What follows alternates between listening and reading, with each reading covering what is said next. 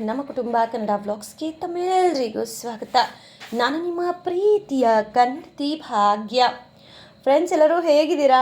ಎಲ್ಲರೂ ಸೇಫಾಗಿ ಚೆನ್ನಾಗಿದ್ದೀರಾ ಅಂತ ಹೇಳಿ ಭಾವಿಸ್ತಾ ಇವತ್ತಿನ ವೀಡಿಯೋನ ಶುರು ಮಾಡ್ತಾ ಇದ್ದೀನಿ. ಆ್ಯಕ್ಚುಲಿ ಇವತ್ತು ಮಂಡೇ, ಬೆಳಿಗ್ಗೆನೇ ಕಿಚನ್ ಕ್ಲೀನ್ ಮಾಡೋಕ್ಕೆ ಒಬ್ಬರು ಬರ್ತೀನಿ ಅಂತ ಹೇಳಿದರು. ಓಕೆ, ಹುಡುಗಿ. ಸೊ ಬರ್ತೀನಿ ಅಕ್ಕ ಆಯಿತು ಅಂತ ಹೇಳಿ ಹೋಗಿದ್ಲು.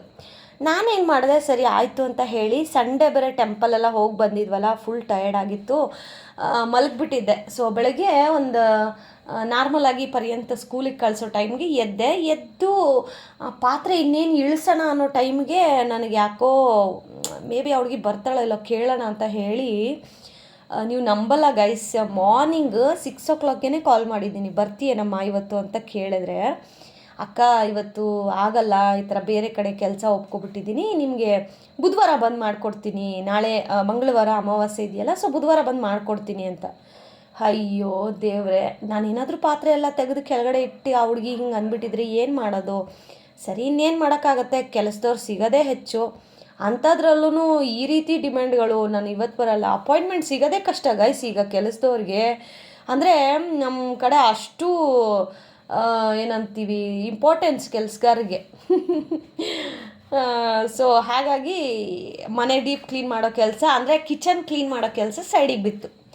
ಸರಿ, ಇನ್ನೇನು ಮಾಡೋದು ಅಂತ ಹೇಳಿ ನನ್ನ ಮಗನಿಗೆ ಟಿಫನ್ ಎಲ್ಲ ಮಾಡಿ ಅವನ್ನ ಸ್ಕೂಲಿಗೆ ಕಳಿಸಿ, ಹೇಗಿದ್ದರೂ ಮಂಡೇ ಇವತ್ತು ಏನಾದರೂ ಕ್ಲೀನ್ ಮಾಡೋಣ, ಸ್ಟಾರ್ಟ್ ಮಾಡೋಣ ಅಂತ ಹೇಳಿ ಈ ದೊಡ್ಡದು ಬೆಡ್ಶೀಟ್ಸ್ಗಳೆಲ್ಲ ಇರ್ತಾವಲ್ಲ ಅವೆಲ್ಲನೂ ವಾಷಿಂಗ್ ಮಾಡಿಕೊಂಡೆ. ಸೊ ಮಂಡೇ ನಿಮಗೆ ವಿಡಿಯೋನೂ ಸ್ವಲ್ಪ ಲೇಟಾಗೇ ಬಂದಿರುತ್ತೆ, ಬಿಕಾಸ್ ನಾನು ಮನೆ ಕ್ಲೀನಿಂಗ್ ಕೆಲಸದಲ್ಲಿ ಸ್ವಲ್ಪ ಬ್ಯುಸಿ ಆಗಿದ್ದೀನಿ. ಈ 1 ವೀಕ್ ಅಷ್ಟೇ ಗೈಸ್, ಅದಾದಮೇಲೆ ಕಂಪ್ಲೀಟ್ಲಿ ಚೆನ್ನಾಗಿರೋ ಒಳ್ಳೊಳ್ಳೆ ವೀಡಿಯೋಗಳನ್ನು ಅಪ್ಲೋಡ್ ಮಾಡ್ತೀನಿ.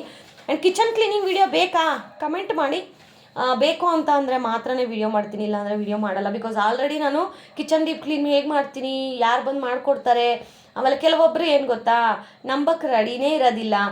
ಸೊ ಅಂಥವರಿಗೆಲ್ಲ ನಾವು ತಲೆ ಕೆಡಿಸ್ಕೊಳ್ಳೋ ಅವಶ್ಯಕತೆ ಇಲ್ಲ. ಸೊ ಇಲ್ಲದೇ ಇರೋದನ್ನು ಹುಟ್ಟಿಸ್ಕೊಂಡು ಹೇಳೋ ಅವಶ್ಯಕತೆಯೂ ನನಗಿಲ್ಲ. ಸೊ ಕೆಲಸಗಾರ ಸಿಗೋದೇ ಹೆಚ್ಚು. ನಾನು ಕೆಲಸ ಮಾಡಿಸ್ಕೊತಾ ಇದ್ದಿದ್ದು ನಿಜಾನೇ, ಈಗ ಅವರು ಊರಿಗೆ ಹೋದವರು ವಾಪಸ್ ಬರ್ದೇನೆ ಈಗ ನಾನೇ ನನ್ನ ಕೆಲಸ ಮಾಡ್ಕೋತಾ ಇರೋದು ನಿಜಾನೇ. And kitchen cleaning, deep cleaning ಅಂತ ಅಂದರೆ ಆಂಟಿ ಇದ್ದಿದ್ರೆ ಪಾಪ ಮಾಡಿಕೊಡೋರು, ಅಂದರೆ ಅವತ್ತಿನ ದಿನಕ್ಕೆ ಎಕ್ಸ್ಟ್ರಾ ಇನ್ನೊಂದು ಸ್ವಲ್ಪ ದುಡ್ಡು ಕೊಡಬೇಕಿತ್ತು. ದುಡ್ಡೆಲ್ಲಾದರೂ ಹೋಗಲಿ, ಬಟ್ ಮಾಡಿಕೊಡ್ತಾ ಇದ್ರು, ಅದು ಖುಷಿ ವಿಚಾರ. ಬಟ್ ಆಂಟಿ ಊರಿಗೆ ಹೋದವರು ವಾಪಸ್ ಬರಲೇ ಇಲ್ಲ. ಸೊ ಕೆಲವೊಂದು ವಿಚಾರನ ನಾನು ಶೇರ್ ಮಾಡಬಾರ್ದು ಅಂತ ಹೇಳ್ತೀನಲ್ವ, ಇದೇ ಕಾರಣಕ್ಕೇ ಒಂದು ನಜರ್ ಅಂತೀವಲ್ಲ, ಕಣ್ಣು ದೃಷ್ಟಿ, ಸೊ ಅದು ಹಾಗೇ ಮಾಡಿಸ್ಬಿಡುತ್ತೆ. ಹಾಗಾಗಿ ಇನ್ನೇನು ಮಾಡೋಕ್ಕಾಗೋದಿಲ್ಲ ಗೈಸ್, ಅಲ್ಲಿ ಆಪ್ಷನ್ನೇ ಇಲ್ಲ. ಸರಿ ಅಂತ ಹೇಳಿ ಆ ಹುಡುಗಿ ಬುಧವಾರ ಬರ್ತೀನಿ ಅಂತ ಅಂದ್ಲು. ಸರಿ, ಇನ್ನು ಮಂಡೇ ಇವತ್ತು ಏನಾದರೂ ಕ್ಲೀನ್ ಮಾಡಲೇಬೇಕು ಅಂತ ದೊಡ್ಡ ಬೆಡ್ಶೀಟ್ಸ್ಗಳೆಲ್ಲ ವಾಶ್ ಮಾಡಿ ಆ ಕೆಲಸ ಆಯಿತು. ಇನ್ನು ಈವ್ನಿಂಗೂ ವ್ಲಾಗ್ ಶೂಟ್ ಮಾಡಲಿಲ್ಲ ಅಂದರೆ ಹೇಗೆ ಅಂತ ಹೇಳಿ ನಮ್ಮ ಯಜಮಾನ್ರು ಬರಬೇಕಾದ್ರೆ ಒಂದು ಸ್ವಲ್ಪ ತರಕಾರಿ ಎಲ್ಲ ತೊಗೊಂಡು ಬಂದಿದ್ರು. ಸೊ ಅದನ್ನೆಲ್ಲ ಅನ್ಬಾಕ್ಸ್ ಮಾಡ್ತಾ ಇದ್ದೆ. ನಿಮಗೆ ಲಾಸ್ಟ್ ಟೈಮ್ ತೋರಿಸಿದ್ನಲ್ವಾ, ಸರ್ಜಾಪುರ ಹತ್ರ ಬಿಲ್ಲಾಪುರದಲ್ಲಿ ಈ ಥರ 20 ರೂಪೀಸ್ ಅಂತ ಹೇಳಿ ಕವರ್ಗಳನ್ನು ಮಾರ್ತಾರೆ. ಸೊ ಅಲ್ಲಿ ನಮ್ಮ ಯಜಮಾನ್ರು ಹೋಗಿದ್ರಂತೆ, ಸ್ವಲ್ಪ ಕಸ್ಟಮರ್ ಮೀಟಿಂಗ್ ಅಂತ ಹೇಳಿ. ಸೊ ಆವಾಗ ಬರಬೇಕಾದ್ರೆ ಸ್ವಲ್ಪ ತರಕಾರಿ ಎಲ್ಲ ತಂದಿದ್ರು. ಏನೇನು ತರಕಾರಿ ತಂದಿದ್ರು ಅಂತ ನೀವೇ ನೋಡ್ತಾ ಇದ್ದೀರಲ್ವಾ. ಸೊ ಹೀರೆಕಾಯಿನ ಎಷ್ಟು ನೀಟಾಗಿ ಕಟ್ ಮಾಡಿ ಕವರಲ್ಲಿ ಹಾಕಿ ಇಟ್ಟಿದ್ದಾರೆ ನೋಡಿ ಗೈಸ್. ಇನ್ನೊಂದು 2 ದಿನ ಹೋದರೆ ತರಕಾರಿ ಕಟ್ ಮಾಡೋ ಅವಶ್ಯಕತೆನೇ ಇಲ್ಲ, ಅದನ್ನೂ ನೀಟಾಗಿ ಕಟ್ ಮಾಡಿ ಪ್ಯಾಕ್ ಮಾಡಿ ಅಂದರೆ ಮಾರ್ತಾರೇನೋ ಮೇ ಬಿ. ಯಾಕೆಂತಂದರೆ ಬೆಳ್ಳುಳ್ಳಿನ ಬಿಡಿಸಿ ಮಾರೋದು ನೋಡಿದ್ದೀನಿ, ಇದ್ಕಿದ ಅವರೆಕಾಳನ್ನ ಇಸ್ಬಿಟ್ಟು ಮಾರೋದು ನೋಡಿದ್ದೀನಿ. ಈಗ ಹೀರೆಕಾಯಿನೂ ಕಟ್ ಮಾಡಿ ಮಾರ್ತಾ ಇದ್ದಾರೆ ಅಂತಂದರೆ ನಾವು ಎಲ್ಲಿಗೆ ಹೋಗ್ತಾ ಇದ್ದೀವಿ? ಭಯ ಆಗ್ತಾ ಇದೆ. ಎಲ್ಲಿಗೆ ಕರ್ಕೊಂಡು ಹೋಗ್ತಾ ಇದೆ ಈ ಒಂದು ಜನ್ರೇಷನ್ ಅಂತ. ಆ್ಯಂಡ್ ಇನ್ನೂ ಅದೆಲ್ಲ ತೆಗೆದು ಇಡೋ ಟೈಮ್ಗೆ ಕರೆಕ್ಟಾಗಿ ನಮ್ಮ ಅಕ್ಕ ಫೋನ್ ಮಾಡಿದ್ರು, ಸಂಧ್ಯಾಕ್ಕ, ಏನು ಮಾಡಿದ್ಯಾ ಅಂತ. ನಾನು ಬೆಂಡೆಕಾಯಿ ಸಾಂಬಾರು ಮಾಡ್ತಾಯಿದ್ದೀನಿ ಅಂತ ಅಂದೆ. ಹೇಗಿದ್ರು ಕಿಚನ್ ಕ್ಲೀನ್ ಮಾಡಿಲ್ವಲ್ಲ, ಫಿಶ್ ತಿನ್ಕೊಬಿಡು ಇವತ್ತು ಅಂತ ಅಂದ್ಬಿಟ್ಟು ಅವ್ರ ಮನೇಲಿ ಫಿಶ್ ಫ್ರೈ, ಫಿಶ್ ಸಾಂಬಾರು ಎಲ್ಲ ಮಾಡಿದರು. ಆ್ಯಕ್ಚುಲಿ ನಾನು ತರಿಸ್ಬೇಕಿತ್ತು, ಬಟ್ ಕಿಚನ್ ಕ್ಲೀನ್ ಮಾಡ್ತೀವಿ ಅಂತ ಕನ್ಫರ್ಮ್ ಆಗಿತ್ತು, ಹುಡುಗಿ ಬರ್ತೀನಿ ಅಂತಲೇ ಹೇಳಿದ್ಲು. ಬಟ್ ಲಾಸ್ಟ್ ಮೂಮೆಂಟ್ ಕೈ ಕೊಟ್ಟಿದ್ದಕ್ಕೆ ಇನ್ನೇನು ಮಾಡೋದು, ಬೆಂಡೆಕಾಯಿ ಸಾಂಬಾರು ಫಿಕ್ಸ್ ಆಗಿತ್ತು ಅಂತ ಹೇಳಿ ನಾನು ಬೆಂಡೆಕಾಯಿ ಸಾಂಬಾರು ಮಾಡಿದೆ. ಬಟ್ ಪರ್ಯಂತ್ಗೆ ಫಿಶ್ ಅಂದರೆ ಇಷ್ಟ ಅಲ್ವಾ, ಅದಕ್ಕೆ ಪರ್ಯಂತಕ್ಕೆ ಸಪ್ರೇಟಾಗಿ ಫಿಶ್ ಫ್ರೈ, ಆಮೇಲೆ ನನಗೆ ಫಿಶ್ ಸಾಂಬಾರು, ಈ ರೀತಿ ಕೊಟ್ಟು ತೊಗೊಳ್ಳೋದು ನಮ್ಮ ಫ್ಯಾಮಿಲಿಲಿ ನಡೀತಾ ಇರುತ್ತೆ. ಆ್ಯಂಡ್ ಯಾರದೇ ಕೆಟ್ಟ ದೃಷ್ಟಿ ಬೀಳದೇ ಇರಲಿ. ಯಾಕಂತಂದರೆ ನಮ್ಮಿಬ್ಬರನ್ನ ಅಂದರೆ ಸಿಸ್ಟರ್ಸ್ ನೀವೆಲ್ಲೂ ನೋಡಿರೋದಿಲ್ಲ ಈ ರೀತಿ ಒಂದು ಬಾಂಡಿಂಗು. ಅದರಲ್ಲೂ ನಮ್ಮಿಬ್ಬರನ್ನ ದೂರ ಮಾಡೋಕ್ಕೆ ಸ್ವಂತದವರೇ ಎಷ್ಟೊಂದು ಜನ ಏನೇನೋ ಫಿಟ್ಟಿಂಗ್ಗಳನ್ನು ಇಟ್ಟರು. ಅದನ್ನು ಸಪ್ರೇಟ್ ನಮ್ಮ ಸಂಧ್ಯಾಕ್ಕನ ಜೊತೆಗೆ ವೀಡಿಯೋ ಹಾಕ್ತೀನಿ. ಅದನ್ನು ತುಂಬ ಫನ್ನಿಯಾಗಿರುತ್ತೆ. ಬೇಕಾ ಅಂದರೆ ಸಿಸ್ಟರ್ಸ್ ನಾವಿಬ್ಬರು ಕೂತು ವೀಡಿಯೋ ಮಾಡೋದು ಬೇಕಾ, ಕಮೆಂಟ್ ಮಾಡಿ, ಅವ್ರ ಜೊತೆ ನಾನು ವ್ಲಾಗ್ ಮಾಡ್ತೀನಿ. ಓಕೆನಾ? ಕಮೆಂಟ್ ಮಾಡಿದ್ರೆ ಮಾತ್ರ ನಾನು ಮಾಡ್ತೀನಿ, ಇಲ್ಲ ಅಂದರೆ ಸುಮ್ಮನೆ ಯಾಕೆ, ಅವ್ರಿಗೂ ಕೆಲಸ ಇರುತ್ತೆ, ನನಗೂ ಕೆಲಸ ಇರುತ್ತೆ. ಹಾಗಾಗಿ ಇನ್ನು ಫಿಶ್ ಎಲ್ಲ ತೊಗೊಬಂದು ಕೊಟ್ರಾ. ಇನ್ನು ಅವನಿಗೆ ತಿನ್ನಿಸಿದ್ರೆ ಫಿಶ್ ಕೈಯಲ್ಲಿ ನಾನೀಗ ನುಚ್ಚು ತೊಳಿಬೇಕು, ಮುದ್ದೆ ಮಾಡಬೇಕು, ಆಮೇಲೆ ಸಾಂಬಾರಿಗೆ ಈರುಳ್ಳಿ ಟೊಮೊಟೊ ಎಲ್ಲ ಕಟ್ ಮಾಡಬೇಕು. ಸೊ ಈಗ ನಾನು ಫಿಶ್ ಮುಟ್ಟಿದ್ರೆ ನಮ್ಮ ಯಜಮಾನ್ರಿಗೆ ಅದು ಮೋಸ ಮಾಡ್ದಂಗೆ ಆಗುತ್ತೆ. ಸೊ ಗೊತ್ತಿಲ್ಲದೇ ನೀಟಾಗಿ ಸೋಪಾಗಿ ತೊಳ್ಕೊಂಡಿದ್ದೀನಿ ಮಾಡಬಹುದು ಅಂತ ಮಾಡಿಸ್ಬೋದು. ಬಟ್ ನನಗೆ ಅದು ನಂಗೆ ಅದು ಯಾಕೋ ಸೆಲ್ಫ್ ಸ್ಯಾಟಿಸ್ಫೈ ಕೊಡೋದಿಲ್ಲ. ಸೊ ಅದಕ್ಕೇ ಅವರು ಸ್ವಲ್ಪ ಮೀಟಿಂಗ್ ಕಾಲಲ್ಲಿ ಅಂತ ಹೇಳಿ ಆಚೆ ಹೋಗಿದ್ದರು. ಸರಿ, ಅವ್ರು ಬರೋ ಅಷ್ಟೊತ್ತಿಗೆ ಬೆಂಡೆಕಾಯಿ ಸಾಂಬಾರು ಮತ್ತು ಮುದ್ದೆಗೆ ನುಚ್ಚೆಲ್ಲ ತೊಳೆದು ಮುದ್ದೆ ಎಲ್ಲ ತೊಳೆಸ್ಬಿಡೋಣ, ಮುದ್ದೆ ಎಲ್ಲ ತೊಳೆಸಿ ಅದಾದಮೇಲೆ ಫಿಶ್ನ ತಿನ್ಸೋಣ ಮಗುಗೆ ಅಂತ ಹೇಳಿ. ಬಿಕಾಸ್ ಫಿಶ್ ಮುಟ್ಟಿರ್ತೀವಲ್ಲ, ಅದೊಂಥರ ಕೌಸು ಸ್ಮೆಲ್ ಇರುತ್ತೆ. ಈ ನಾನ್ ವೆಜ್ ತಿಂದೇ ಇರೋರಿಗೆ ಅದು ಒಂದು ರೀತಿ ಗೊತ್ತಾಗ್ಬಿಡುತ್ತೆ. ಆ್ಯಂಡ್ ನಮ್ಮ ಯಜಮಾನರು ಪ್ಯೂರ್ ವೆಜ್ ಅಲ್ವಾ, ಎಗ್ಗಿಟೇರಿಯನ್, ಎಗ್ ತಿಂತಾರಲ್ವ, ಎಗ್ಗಿಟೇರಿಯನ್. ಸೊ ಹಾಗಾಗಿ ಅದು ಸ್ಮೆಲ್ ಗೊತ್ತಾಗುತ್ತೆ. ಆಮೇಲೆ ನನಗೂ ಅದು ಯಾಕೋ ಪಾಪ ಅಂತ ಅನಿಸುತ್ತೆ. ಹಾಗಾಗಿ ಫಿಶ್ಶೂ ಸಾಂಬಾರನ್ನ ಸೈಡಿಗಿಟ್ಟು ಇಲ್ಲಿ ನೋಡಿ 6:30 ಆಗಿದೆ ಟೈಮ್. ಈಗ ಪರ್ಯಂತ್ಗೆ ಹೋಮ್ವರ್ಕ್ ಮಾಡಿಸ್ತಾ ಇದ್ದೀನಿ ಒಂದು ಸೈಡು. ಇವತ್ತು ಹಿಂದಿ ಮತ್ತು ಸೈನ್ಸ್ ಎಲ್ಲ ಕೊಟ್ಟಿದ್ರು EVS. ಅದನ್ನು ಒಂದು ಸೈಡ್ ಅವ್ನು ಕೂರಿಸ್ಕೊಂಡು ಓದಿಸ್ಕೊಂಡು ಇಲ್ಲಿ ಬೆಂಡೆಕಾಯಿ ಕಟ್ ಮಾಡ್ತಾಯಿದ್ದೀನಿ. ಹೆಣ್ಣು ಮಕ್ಕಳು ನಾವು ಎಷ್ಟು ಸ್ಟ್ರಾಂಗ್ ಅಂತಂದರೆ ಎಂಥ ಮಲ್ಟಿ ಟಾಸ್ಕಿಂಗ್ ಕೆಲಸಗಳನ್ನು ಸಹ ನಾವು ಒಬ್ಬರೇ ಮಾಡೋಕ್ಕಾಗೋದು. ಸೊ ಅದರಲ್ಲಿ ನನಗೆ ತುಂಬ ಪ್ರೌಡ್ ಫೀಲಿಂಗ್ ಇದೆ, ನಾನು ಒಬ್ಬಳೇ ನನ್ನ ಮನೆ ನಿಭಾಯಿಸ್ತಾ ಇದ್ದೀನಿ ಅಂತ ಹೇಳಿ. ಆ್ಯಂಡ್ ತುಂಬ ಜನ ಅದನ್ನು ಹೇಗೆ ತೊಗೊಳ್ಳೋದು ಅಂತನೂ ಪಾಪ ತುಂಬ ಕನ್ಫ್ಯೂಷನ್ಸಲ್ಲೇ ಇರ್ತಾರೆ, ಹೆಣ್ಣು ಮಕ್ಕಳು ಎಕ್ಸ್ಪೆಷಲಿ. ಅಯ್ಯೋ ಎಲ್ಲ ನಾನೇ ಮಾಡಬೇಕು, ಹೋಗಪ್ಪ, ನಾನೇನು ಈ ಮನೆ ಕೆಲಸದವಳ, ಈ ಮನೆ ರಾಣಿನ, ಏನು ಅಂತ ನನಗೆ ಗೊತ್ತಾಗ್ತಾ ಇಲ್ಲ ಅಂತ ನೀವು ಹೇಗೆ ಅನ್ಕೋತಿರೋ ನಿಮ್ಮ ಮನೆಯಲ್ಲಿ ಅದು ನೀವು. ಸೊ ನಾನು ಈ ಮನೆಗೆ ರಾಣಿ, ನಾನು ಕೇಳದೆ ಏನೂ ಕೆಲಸ ಆಗಲ್ಲ ಅಂತ ಅಂದ್ಕೊಂಡ್ರೆ ನೀವು ರಾಣಿ. ಅಯ್ಯೋ ನಾನೇನು ಈ ಮನೆಗೆ ಕೆಲಸದವಳ, ಯಾವಾಗಲೂ ಕೆಲಸ ಮಾಡ್ತಾ ಇರಬೇಕು ಅಂತಂದರೆ ನೀವು ಕೆಲಸದವರು. ಸೊ ಇಷ್ಟೇ ಡಿಫ್ರೆನ್ಸು. ನೀವು ಹೆಂಗೆ ಅನ್ಕೋತಿರೋ ಹಾಗಿರುತ್ತೆ ಜೀವನ. ಈಗ ಬೆಂಡೆಕಾಯಿ ಕಟ್ ಮಾಡ್ತಾ ಇದ್ದೀನಿ. ಆ್ಯಕ್ಚುಲಿ ನನಗೆ ಈ ಕಟ್ಟಿಂಗ್ ಬೋರ್ಡ್ ಅದೆಲ್ಲ ತೊಗೊಂಡು ಕಟ್ ಮಾಡೋದು ಒಂದು ಸ್ವಲ್ಪ ಜಾಸ್ತಿ ಟೈಮ್ ಹಿಡಿಯುತ್ತೆ. ಈ ರೀತಿ ನೋಡಿ, ನಿಮಗೆ ಕೈಯಲ್ಲೇ ಕಟ್ ಮಾಡೋದು ಯಾರಿಗೆಲ್ಲ ಬರುತ್ತೆ ಕಮೆಂಟ್ ಮಾಡಿ.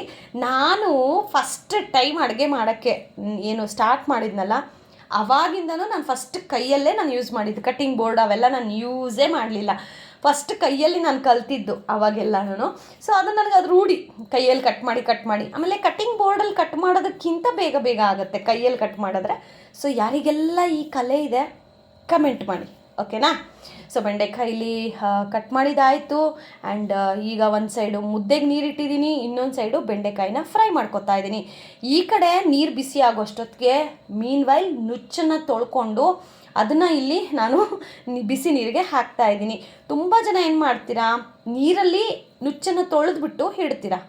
ಸೊ ಆ ಥರ ಮಾಡಿದ್ರೆ ನಂಗೆ ಯಾಕೋ ಮುದ್ದೆ ಗಂಜಿ ಥರ ಅನಿಸುತ್ತೆ. ಆಮೇಲೆ ತುಂಬ ಒಂಥರ ರಬ್ಬರ್ ಥರ ಆಗುತ್ತೆ. ಬಟ್ ನಾನು ಯಾವ ಥರ ಮುದ್ದೆ ಮಾಡ್ತೀನಿ ಅಂತಂದರೆ, ಫಸ್ಟಿಗೆ ತಪ್ಪಲೆಯಲ್ಲಿ ನೀರಿಟ್ಟು ನೀರು ಚೆನ್ನಾಗಿ ಕುದಿಬೇಕಾದ್ರೆ ಚೆನ್ನಾಗಿ ಒಂದು 3-4 ಸರಿ. ಯಾಕಂತಂದರೆ ನುಚ್ಚಲ್ಲಿ ಹುಳುಗಳು, ಈ ಹಕ್ಕಿಲೆಲ್ಲ ಹುಳುಗಳು ಬರ್ತಲ್ಲ, ನೀವು ಎಷ್ಟೇ ಕ್ಲೀನ್ ಮಾಡಿದ್ರು 1-2 ಮತ್ತು ರಾಗಿ ಕಾಳುಗಳೆಲ್ಲ ಇರುತ್ತೆ. ಸೊ ನಂಗೆ ಅವೆಲ್ಲ ಹಾಕೋಕ್ಕೆ ಇಷ್ಟ ಆಗಲ್ಲ. ಸೊ 4-5 ಸರಿ ನೀಟಾಗಿ ತೊಳಿತೀನಿ. ರಾಗಿ ಎಲ್ಲ ಮೇಲೆ ಬರುತ್ತೆ. ಆವಾಗ 1-2 ರಾಗಿ ಇರುತ್ತೆ, ಬಟ್ ಅದನ್ನು ಜೀರ್ಣ ಆಗಲ್ವಲ್ಲ, ಹಾಗಾಗಿ ಸೊ ನೀಟಾಗಿ ಒಂದು 2-4 ಸರಿನೇ ಅಂದ್ಕೊಳ್ಳಿ, ನೀಟಾಗಿ ತೊಳೆದು ನೋಡಿ ಈ ರೀತಿ. ಈಗ ಬಿಸಿ ನೀರಿಗೆ ನಾನು ನುಚ್ಚನ್ನು ಹಾಕಿ ಅದನ್ನು ಕಲಿಸ್ಬಿಟ್ಟು, ಇವಾಗ ಅದು ಹೇಗಿದ್ದರೂ ಕುದಿ ಬರೋವರೆಗೂ ನಾವು ಅಲ್ಲೇ ನಿಂತಿರಬೇಕು. ಸುಮ್ಮನೆ ನಿಂತ್ಕೊಳ್ಳೋ ಬದಲು ಮೀನ್ವೈಲ್ ಆ ಕಡೆ ಸಾಂಬಾರು ಮಾಡ್ಕೊಬೋದಲ್ವಾ.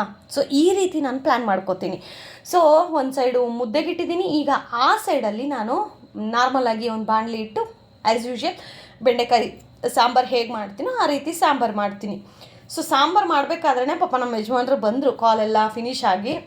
ಆವಾಗ ಒಂದು 2 ಮಿನಿಟ್ಸು ಪರ್ಯಂತ್ಗೆ ಅವ್ರು ಹೇಳಿಕೊಟ್ರು. ಸೊ ಇಲ್ಲಾಂದರೆ ನಾನು ಅಡುಗೆ ಮನೇಲಿ ಕೆಲಸ ಮಾಡ್ತಾಯಿದ್ರೆ ಪರ್ಯಂತ್ಗೆ ಓದ್ಸೋದು ಕಷ್ಟ ಆಗುತ್ತೆ. ಸೊ ಈ ರೀತಿ ನಮ್ಮ ಯಜಮಾನ್ರು ಬಂದಿದ್ದಾರೆ ಅಂತಂದರೆ ಆವಾಗ ಬೇಕಂದರೆ ನಾವು ಓಕೆ ಪರವಾಗಿಲ್ಲ, ನೀನು ಅಲ್ಲಿ ಒಂದು 2 ನಿಮಿಷ ನೋಡ್ಕೊರಿ, ನಾನು ಇಲ್ಲಿ ಮಾಡ್ತೀನಿ ಅಂತ ಹೇಳಿ. ನೋಡಿ ಈ ಕಡೆ ಸಾಂಬಾರು ಆಲ್ರೆಡಿ ಇಟ್ಟಿದ್ದೀನಿ, ಕುದಿ ಬರಬೇಕು. ಆ್ಯಂಡ್ ಇಲ್ಲಿ ನುಚ್ಚು ಚೆನ್ನಾಗಿ ಬೆಂದಿದೆ. ಈಗ ಮುದ್ದೆನ ನಾನು ತೊಳ್ಸ್ಕೊತೀನಿ. ಸೊ ಎಷ್ಟು ಬೇಗ ಕೆಲಸ ಆಗೋಯ್ತು ನೋಡಿ. 6:30ಗೆ ಕೆಲಸ ಸ್ಟಾರ್ಟ್ ಮಾಡಿದ್ದು. ಮೀನ್ವೈಲ್ ಪರ್ಯಂತ್ಗೆ ಹೋಮ್ ವರ್ಕ್ಸ್ನೂ ಮಾಡಿಸ್ಕೊತಾ ಕೆಲಸ ಶುರು ಮಾಡಿದ್ದು. ಎಷ್ಟು ಬೇಗ ಮುದ್ದೆನೂ ಆಯಿತು, ಆ ಕಡೆ ಬೆಂಡೆಕಾಯಿ ಸಾಂಬಾರು ಆಯಿತು. ಸೊ ಇವತ್ತು ಆ್ಯಕ್ಚುಲಿ ಅವ್ರು ಬರಬೇಕಾದ್ರೇ ತೊಗೊಂಬಂದರು, ಬಟ್ ನಾನು ಓಪನ್ ಮಾಡಿರಲಿಲ್ಲ. ನಮ್ಮ ಯಜಮಾನ್ರು 6:30ಗೆ ಎಗ್ ರೈಸ್ ತಂದರು. ಹೆಂಗಿದ್ರು ಪಾತ್ರೆ ಕ್ಲೀನ್ ಮಾಡಿಲ್ಲ ಕಣ್ರಿ, ಏನು ರೀ ಮಾಡೋದು ಅಂತಂದೆ. ಸರಿ ಏನು ಬೇಕು ಹೇಳಮ್ಮ ತೊಗೊಂಬರ್ತೀನಿ ಅಂತ. ರೀ ನಂಗೆ ಯಾಕೋ ಎಗ್ ರೈಸ್ ತಿನ್ಬೇಕು ಅನ್ನಿಸ್ತಾ ಇದೆ, ಎಗ್ ರೈಸ್ ತಂದು ಕೊಡ್ತೀಯಾ ಅಂತ ಅಂದೆ. ಸರಿ ಆಯಿತು ಅಂತ ಹೇಳಿ ಪಾಪ ಬರಬೇಕಾದ್ರೇ ಎಗ್ ರೈಸ್ ತಂದರು, ಬಟ್ ನಾನು ಓಪನ್ ಮಾಡಿರಲಿಲ್ಲ. ಸೊ ಮುದ್ದೆ ಎಲ್ಲ ಮಾಡಿ ಆಮೇಲೆ ಓಪನ್ ಮಾಡಿ ತಿನ್ನೋಣ ಹಾಗೇ ಒಂದೇ ಸತಿ ಅಂತ ಹೇಳಿ. ಆ್ಯಂಡ್ ಇವತ್ತು ಪರ್ಯಂತಗೂ ಸ್ವಲ್ಪ ಮುದ್ದೆ ಊಟ ಮಾಡಿಸೋಣ ಅಂತ ಹೇಳಿ. ಎಗ್ ರೈಸು ಅಂತ ಅಂದರೆ ಅದು ಅಷ್ಟು ಹೆವಿ ಅಂತ ಅನಿಸೋದಿಲ್ಲ. ಸೊ ಒಂದು ಸ್ನ್ಯಾಕ್ಸ್ ಥರ. ಯಾಕಂತಂದರೆ ಇವರು ಇವಾಗ ಎಗ್ ರೈಸ್ ಏನು ತಂದಿದ್ದಾರಲ್ಲ, ಇವರು ಮಾಡೋರು ನಮ್ಮ ಯಜಮಾನ್ರು ಗೊತ್ತಿರೋರು, ಅಂದರೆ ಕಸ್ಟಮರು. ಬ್ಯಾಂಕಲ್ಲಿ ಅವರು ಏನೋ ಈ ರೀತಿ ಕಸ್ಟಮರ್ ಅಂತ ಹೇಳ್ತಾಯಿದ್ರು. ಅವ್ರು ತುಂಬ ಚೆನ್ನಾಗಿ ಮಾಡ್ತಾರೆ, ತುಂಬ ನೀಟಾಗಿ ಮಾಡ್ತಾರೆ. ಆಮೇಲೆ ನಮ್ಗೆ ಹೆಂಗೆ ಬೇಕೋ ಹಾಗೆ ಸ್ಪೈಸಸ್ಸು ಅಷ್ಟೇ. ನಿಮ್ಗೆ ಇಲ್ಲಿ ಸ್ಪೈಸಿ ಕಾಣಿಸ್ತಾ ಇದೆಯಾ? ಯಾಕೆಂತಂದರೆ ನಾನೇ ಹೇಳಿದ್ದೆ ನಂಗೆ ಸ್ಪೈಸಿ ಎಲ್ಲ ಬೇಡಪ್ಪ, ನಾರ್ಮಲಾಗಿರಲಿ, ಮತ್ತು ಡಬಲ್ ಎಗ್ ಹಾಕ್ಸು ಅಂತ. ನಾವು ಹೇಳಿದ್ರೆ ಅವ್ರ ಪಾಪ ಡಬಲ್ ಎಗ್ ಹಾಕಿ ಮಾಡಿಕೊಡ್ತಾರೆ. ನಿಮ್ಗೆ ಅಲ್ಲಿ ಮೊಟ್ಟೆ ಎಲ್ಲ ಜಾಸ್ತಿ ಕಾಣ್ತಾ ಇದೆಯಲ್ಲ, ಬಿಕಾಸ್ ಇದು ಡಬಲ್ ಎಗ್ ಫ್ರೈಡ್ ರೈಸು. ಹಾಗಾಗಿ ಸೊ ಈಗ ಮುದ್ದೆಗೆ ತೊಳಿಸ್ಬಿಟ್ಟು ಬೆಂಡೆಕಾಯಿ ಸಾಂಬಾರಾಗಿದೆ. ಈಗ ಬಂದು ಬಿಸಿ ಬಿಸಿ ಆರೋಗುತ್ತೆ ಬಾರೇ ಅಂತ ಬೈತಾಯಿದ್ರು ನಮ್ಮ ಯಜಮಾನರು. ಅದಕ್ಕೆ ಒಂದು ಪ್ಲೇಟಲ್ಲಿ ಸ್ವಲ್ಪ ಹಾಕ್ಕೊಂಡು ಇಲ್ಲಿ ತಿಂತಾಯಿದ್ದೀನಿ. ಮುದ್ದೆ ಬೇಯಬೇಕು ಮತ್ತು ಬೆಂಡೆಕಾಯಿ ಸಾಂಬಾರು ಕುದಿ ಬರಬೇಕು. ಸೊ ಅದಾದಮೇಲೆ ಇವತ್ತು ಪರ್ಯಂತ್ಗೊಂದು ಸ್ವಲ್ಪ ಮುದ್ದೆ ತಿನ್ಸೋಣ. ಇಷ್ಟು ಮುದ್ದೆ ಅವ್ನು ತಿನ್ನೋದಿಲ್ಲ ಅಂದ್ಕೊಳ್ಳಿ, ಒಂದು ಅರ್ಧ ಮುದ್ದೆ ತಿಂದರೆ ಹೆಚ್ಚು, ಅರ್ಧನೂ ಇಲ್ಲ ಅಂದ್ಕೊಳ್ಳಿ. ಫಿಶ್ ಸಾಂಬಾರು ಇತ್ತಲ್ವ, ನನಗೂ ಯಾಕೋ ಮನಸ್ಸು ಒಪ್ಪಲಿಲ್ಲ. ಸರಿ ಒಂದು 4-5 ತುತ್ತಾದರೂ ಅವನಿಗೆ ತಿನ್ಸೋಣ ಅಂತ ಹೇಳಿ. ನೀವು ಅಲ್ಲಿ ನೋಡಿದ್ರಲ್ಲ ಪ್ಲೇಟಲ್ಲಿ ಎಗ್ ರೈಸ್ ಎಷ್ಟು ಹಾಕ್ಕೊಂಡೋ ಅಷ್ಟು ಮಾತ್ರನೇ ನಾನು ತಿಂದಿದ್ದು. ಇನ್ನು ಮಿಕ್ಕಿದೆಲ್ಲ ಮಮ್ಮಿ ನಾನು ತಿಂತೀನಿ ಮಮ್ಮಿ ಅಂತ ಹೇಳ್ದ. ಸರಿ ಕಂದ ಆಯಿತು ಅಂತ ಹೇಳಿ ಫಿಶ್ ಫ್ರೈನ ತಿನ್ನಿಸಿ ಒಂದು ಸ್ವಲ್ಪ ಹೊತ್ತು ಗ್ಯಾಪ್ ಕೊಟ್ಟು ಅದಾದಮೇಲೆ ಎಗ್ ರೈಸ್ ಕೊಟ್ಟೆ. ಸೊ ಅದನ್ನು ಪಾಪ ತಿನ್ಕೊಂಡ. ಕೊನೆಗೆ ಮುದ್ದೆನೂ ಸಹ ನಾನೇ ತಿನ್ನೋ ಹಂಗಾಯಿತು.